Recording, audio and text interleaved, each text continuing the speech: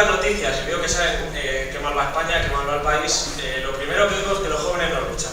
Que el problema de este país es que los jóvenes no luchan por los derechos que se lucharon antes. Y me jode de verdad, porque que yo estoy aquí en esta situación que estoy, pues sinceramente haber luchado. Y quería deciros eso, que los jóvenes sí que luchamos, lo que pasa es que lo que nos dejan.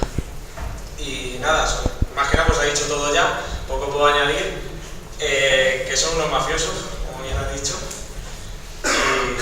y que hay que luchar con ellos, impedir que nos pisen, porque si nos dejamos que nos pisen y nos roben todos los derechos que tenemos, vamos a acabar muy mal.